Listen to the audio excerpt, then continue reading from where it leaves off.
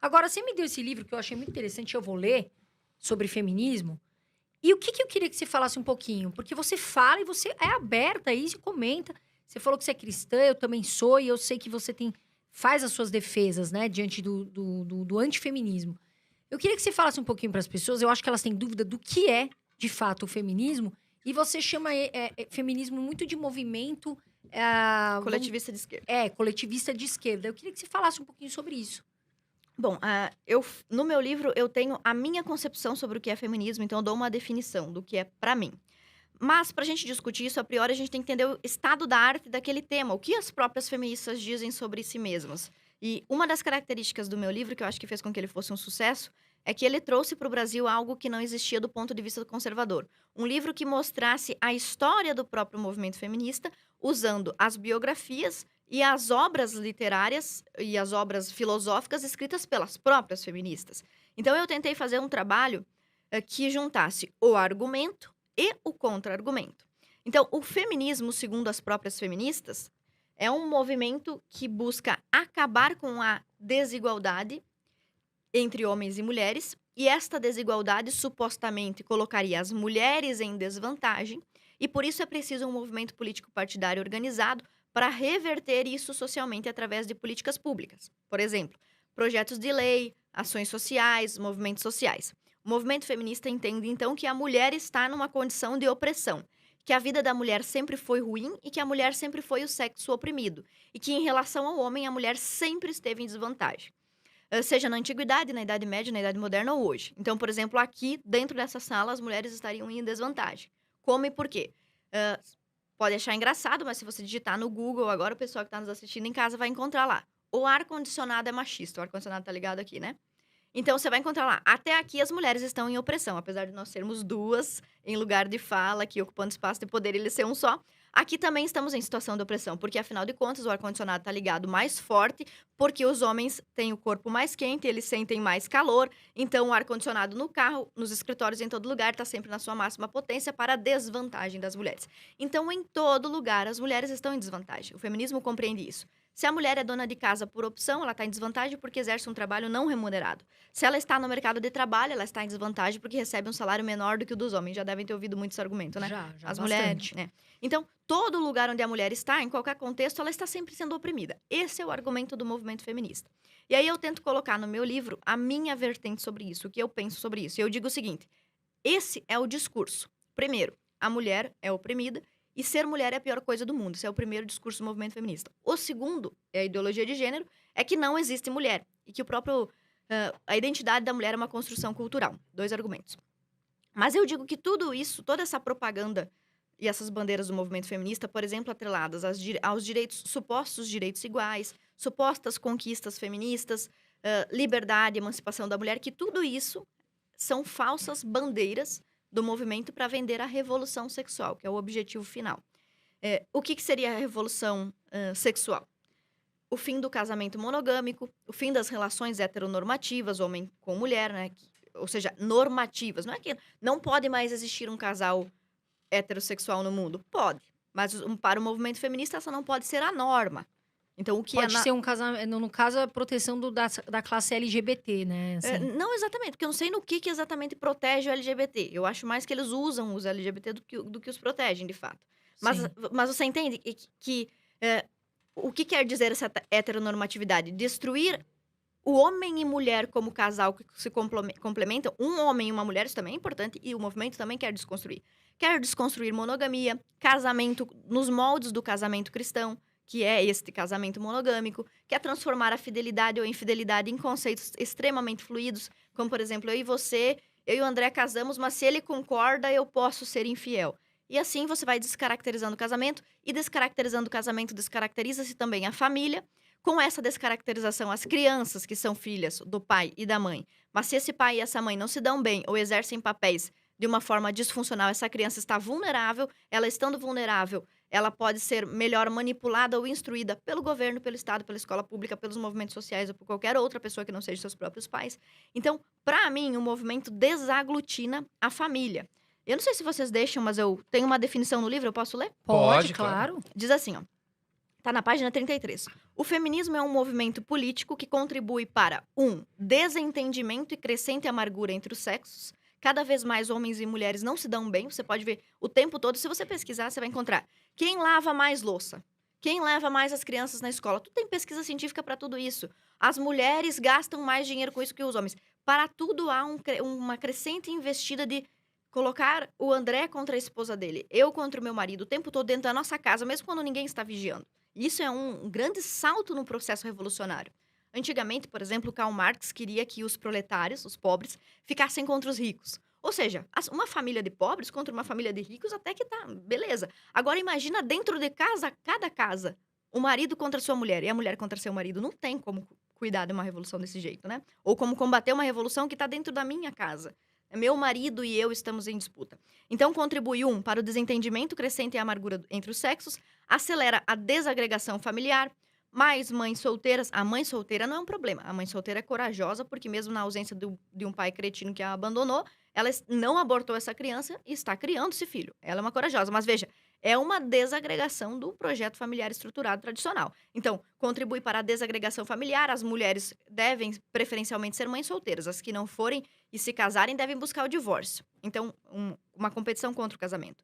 Induz a eterna insatisfação e libertinagem sexual. Não sei se vocês já perceberam isso no mundo, mas o tempo todo se fala sobre sexo. Você já viu?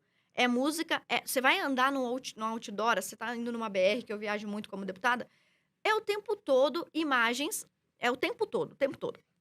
Então você tem uma hipersexualização da mulher e do homem. A mulher como produto e o homem como consumidor, né? Então, o tempo todo.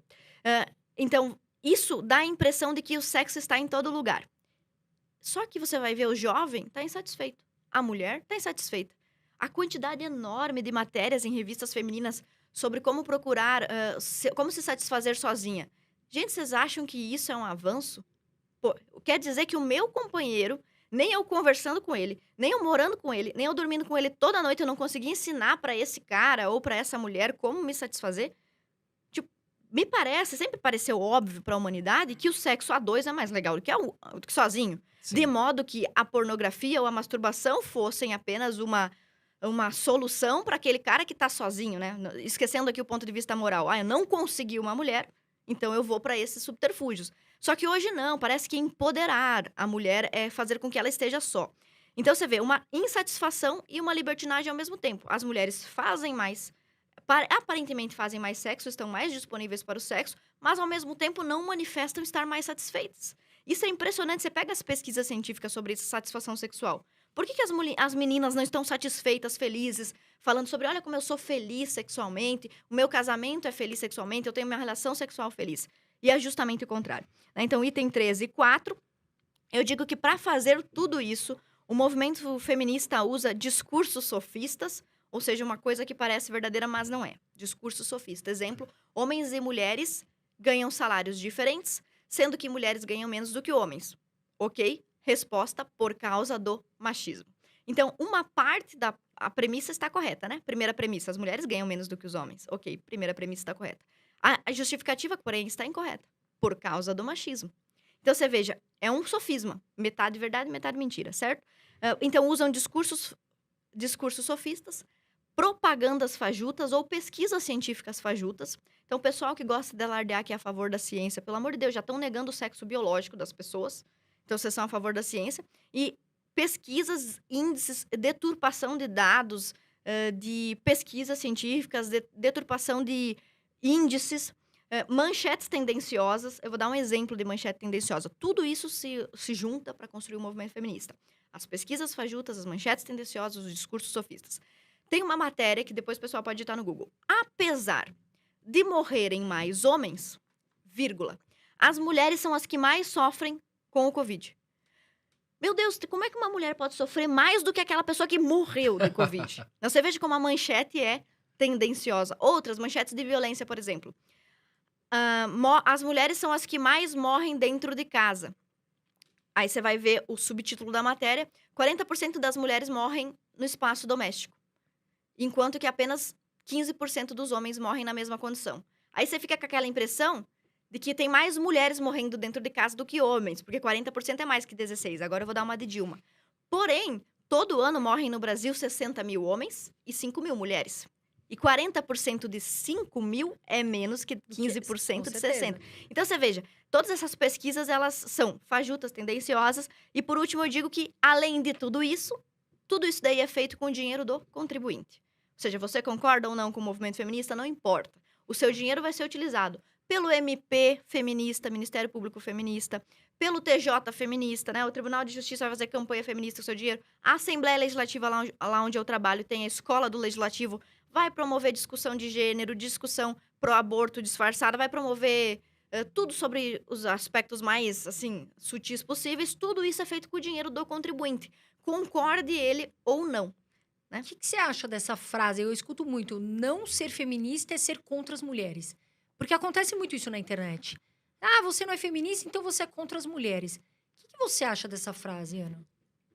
É uma forma bem simplista de reduzir tanto o movimento feminista quanto o posicionamento das pessoas. Assim, você é obrigada a entrar dentro da caixinha do que é o meu pensamento e a minha concepção do que é o certo, ou você não é mulher, ou você não é negro, ou você não é gay. Por exemplo, o movimento gaysista. Se você for gay, mas for do Bolsonaro, a favor do Bolsonaro, como, por exemplo, o Agostinho Fernandes, o maquiador da primeira-dama, não. Aí, então, você é um vendido, você é um escravo, você é um iludido, você é burro, porque você é gay. Você resolveu fazer um determinado uso do seu órgão excretor. Ah, então, por causa disso, você é obrigado a estar em determinada filiação política. Outro exemplo, você nasceu negro, nasceu porque quis, não. Nasceu porque essa é uma condição de nascimento e ninguém escolhe a sua cor do cabelo, ninguém escolhe nada disso. Então, por condição de nascimento, eu sou negro. Isso faz com que, obrigatoriamente, eu precise fazer parte do movimento Black Lives Matter ou eu preciso ser a favor das cotas. E um dos melhores economistas vivos ainda, na minha opinião, é o Thomas Sowell, que é negro e é anti-cotas. Então, ele tá contra a sua própria classe, ele é capitão do mato, então ele não serve, ele é podre. As mulheres, mesma coisa. Você nasceu mulher, eu e a Carol nascemos mulher, porque foi assim que Deus quis ou a natureza quis, a gente não escolheu isso. Isso eu não posso escolher. Mas a minha posição política eu posso. Eu posso escolher se eu quero ser socialista, trotskista, monarquista, capitalista. Eu posso escolher isso. Se eu posso escolher tudo isso, por que eu não posso escolher também se eu quero ser feminista ou não? Essa impressão é muito mentirosa. Só porque eu nasci mulher, eu tenho que fazer parte deste grupo. Posso contar uma história? Claro, pode. Quando eu à me vontade. elegi, assim que eu me elegi, eu recebi um telefonema da secretária lá da Assembleia Legislativa. E ela disse assim, deputada, tô ligando porque esse ano vai ter, eu não sei se todo ano tem, a bancada feminina. Aí já, eita lasqueira. Já sei que não é feminina essa bancada, é bancada feminista. Porque o próprio pensamento de criar a bancada de acordo com a condição de nascimento já é um pensamento de esquerda. Por exemplo, bancada negra, não pode criar isso. Porque tem o Hélio Negão, do Bolsonaro, e tem o Negão lá do PT. Como é que eu vou botar esses dois caras na mesma bancada? Não dá. Então, só o fato de eu criar a bancada atrelada à condição de nascimento do cara, já não dá. Então, eu pensei, tá. Porém, o professor Olavo ensina sempre algo pra gente. Ocupe todos os espaços que puder. Ah, você quer ser síndica do prédio? Quero. Ah, você quer ser líder comunitário? Quero. Ah, quer ser rainha da bateria? Quero. Todos os lugares Quer que puder. pagar as contas? Sim. Não. Não, Tudo não. que eles oferecerem, você aceita. Seja voluntário, pago, você faz tudo que puder contribuir de alguma forma, que for um espaço que você tenha vocação para ocupar. E eu falei, sim. Claro, com certeza, quero sim. Daí me fingi de retardada, né? Perguntei pra menina, mas viu, qual que é o fundamento desta bancada feminina? Então, deputada, nós estamos muito felizes porque pela primeira vez nós temos um número recorde de deputadas. Temos muitas deputadas mulheres. Eu falei, que legal, quantas são, né? 5. Tá, então de 40 deputados, 5 são mulheres. Sim, que legal, né, deputada? Eu falei, muito legal, sim, claro, óbvio. E aí, eu perguntei, tá, mas então, se tem 5 mulheres e isso justifica a criação de uma bancada feminina, e tem 35 homens, então, com certeza, eles também vão fazer a bancada masculina. E vai ser uma bancada forte e punjante, porque os caras têm 35 contra 5. Daí a menina pensou, né, começou bem disseram que era louca e burra, né, ela deve ter pensado. Não, deputada, pelo amor de Deus, cada deputado tem as suas concepções políticas, cada um tem o seu partido. Eu não respondi, né, mas eu pensei, mas e as mulheres? Não. Esta bancada ou esta posição feminista acabou de tirar das mulheres um direito que os homens têm. O direito de escolher em qual espectro político eles querem estar e qual ideia eles querem defender, se querem ser socialistas ou não. Porque dentro do movimento feminista, por ser coletivista, A maior parte desse movimento é de esquerda. Tanto que os grandes nomes feministas que você vê hoje são de esquerda. Manuela Dávila, Márcia Tiburi, Marilena Chauí, que odeia a classe média e ganha 15 mil reais por mês. Todas essas pessoas aí são de esquerda. Érica Cocai, de esquerda. Qual é a grande liderança feminista de direita?